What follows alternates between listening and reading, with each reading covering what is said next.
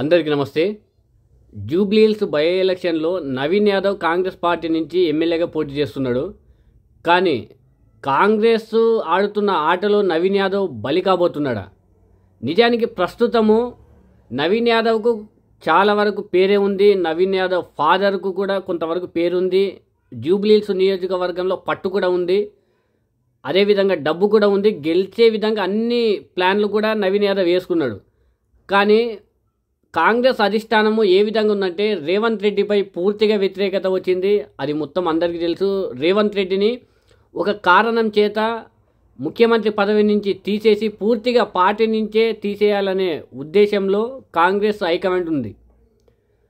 రేవంత్ రెడ్డిపై మల్లికార్జున్ ఖార్గే కూడా, ఒక జాతీయ అధ్యక్షుడైన మల్లికార్జున్ ఖార్గే కూడా ఈ విధంగానే మాట్లాడడం జరిగింది. పూర్తిగా రేవంత్ రెడ్డి విఫలమైపోయిందని. దీన్ని బట్టి అర్థమవుతుంది ఏంటంటే కాంగ్రెస్ అధిష్టానం ప్లాన్ ఏంటంటే బీహార్ ఎలక్షన్ల తర్వాత బీహార్లో కనుక ఇండియా కూటమి గెలిస్తే తక్షణమే రేవంత్ రెడ్డిని ముఖ్యమంత్రి పదవి నుంచి తీసేస్తారు. కానీ తీయడానికి ఒక కారణం కావాలి. రేవంత్ రెడ్డి ఫెయిల్ అయిపోయాడు, అది అందరికీ తెలుసు.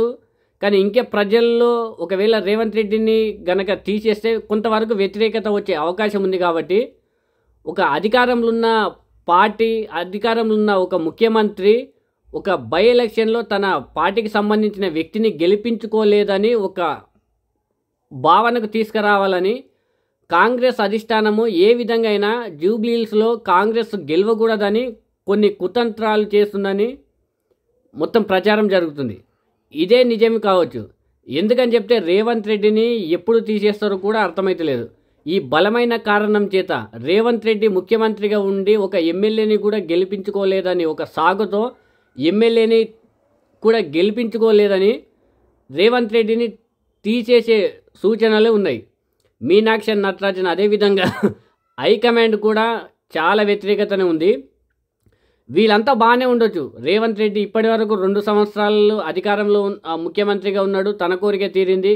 కానీ నవీన్ యాదవ్ ఇప్పటి వరకు జూబ్లీహిల్స్ ఎలక్షన్లు అంటే మాట కదా, అది హైదరాబాద్లో సుమారు ఇప్పటికీ 100 కోట్ల దాకా ఖర్చు చేసే ఆలోచనలో ఉన్నారని ఒక వార్తలు కూడా వస్తున్నాయి. ఇంత ఖర్చు చేసుకొని అంత పేరు ఉన్న నవీన్ యాదవ్ని కూడా వెనుక ఉండే వాళ్ళ కారణం చేత ఓడించాలని కాంగ్రెస్ కుతంత్రం చేస్తుందని వార్తలు కూడా వస్తున్నాయి. ఒకవేళ నవీన్ యాదవ్ ఓడిపోతే బలమైన కారణము కాంగ్రెస్ అధిష్టానానికి దొరుకుతుంది.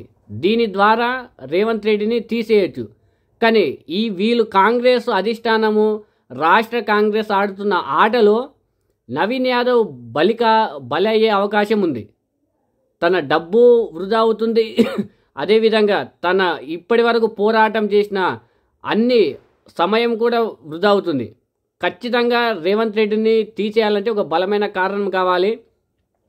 నవీన్ యాదవ్ ఓడిపోతే ఆ బలమైన కారణం అధిష్టానానికి దొరుకుతుంది. దీని ద్వారానే కాంగ్రెస్ జూబ్లీహిల్స్లో ఓడిపోయే విధంగా ప్రతిపక్షాలు కాదు, కాంగ్రెస్లో ఉన్న కొంతమందే నవీన్ యాదవ్ ఓటమిని చూడడానికి ప్రయత్నిస్తున్నారు.